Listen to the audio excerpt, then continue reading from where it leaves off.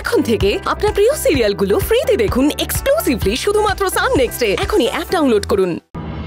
পলাশ, কি হয়েছে?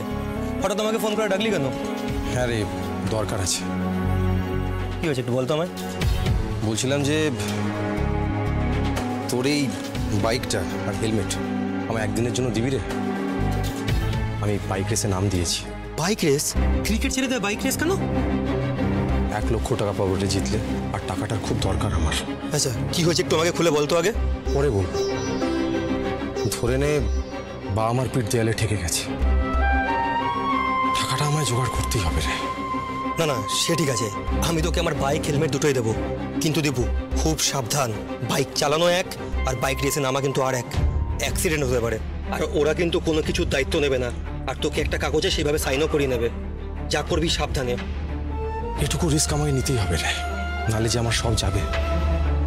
যাকে এছাড়া আর আমার কাছে কোনো উপায়ও নেই। তোকে থ্যাংক ইউ বলবো রে, থ্যাংক ইউ সো মাচ। তোর এই উপকারটা আমি সারা জীবন মনে রাখবো, বুঝলি? সারা জীবন। ঠিক আছে, আগে নে, চালা তুই আগে, এটা আমাকে দে।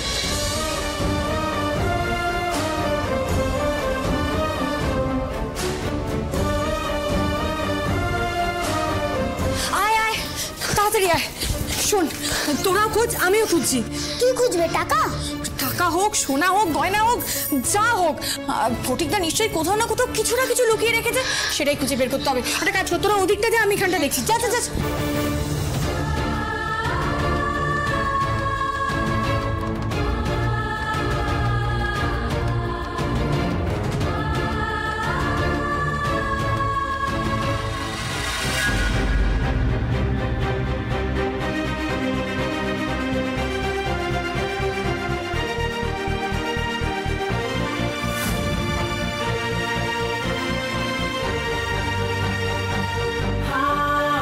মিষ্টি পন্টের নীলার বিয়ের জন্য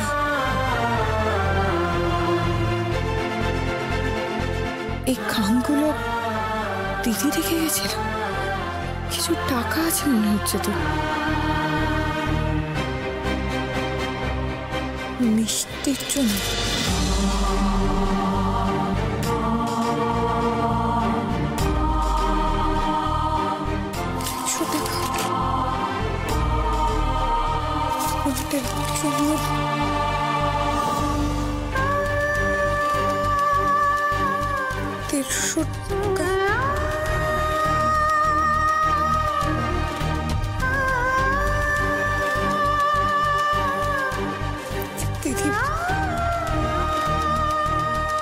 তুই আমাদের জন্য টাকা রেখে গেছিস।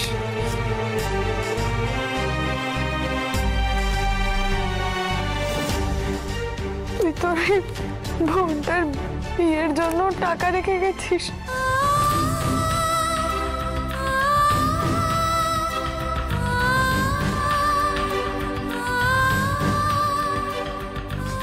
কি হলো তোমার? তুমি কাঁদছো কেন?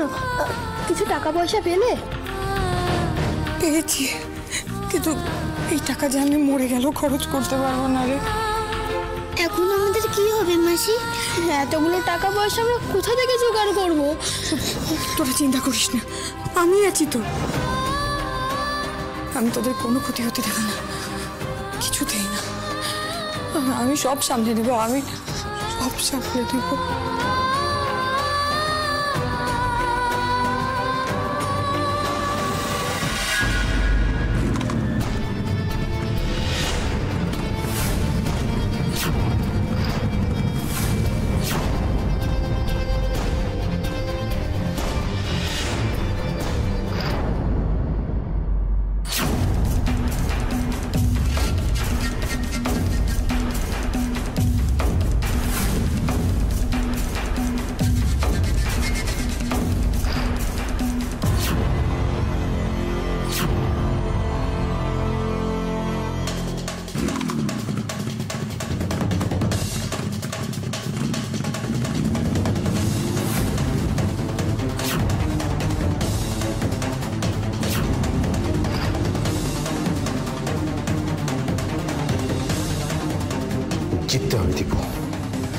জিততে গেলে এত ঢিমে তালে চালালে হবে না, স্পিড তুলতে হবে।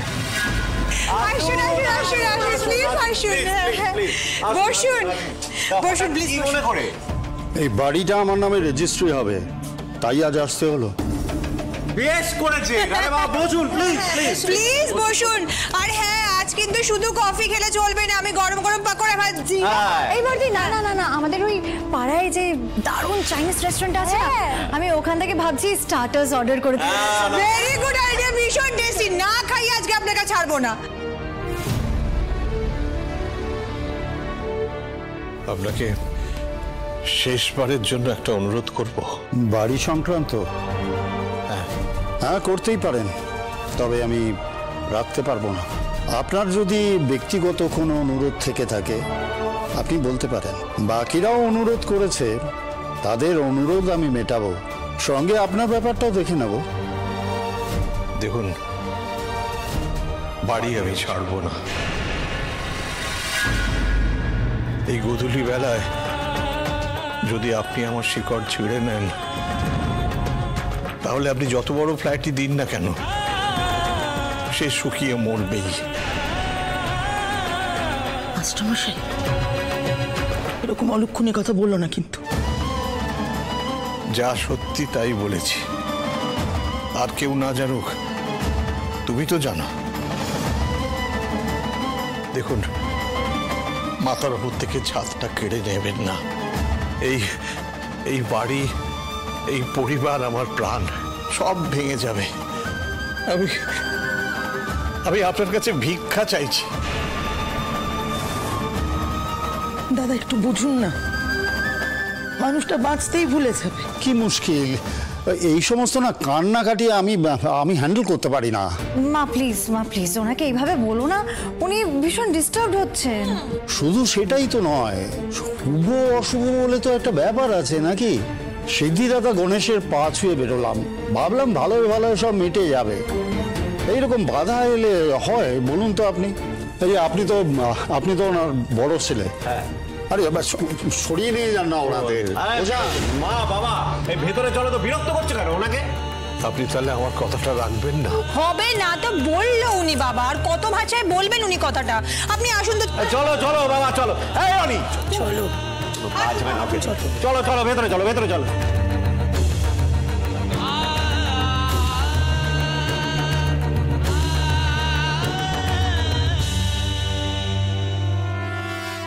একটু শুনুন। হ্যাঁ বলুন। বলছি, দীপুর কোনো খবর পেলে?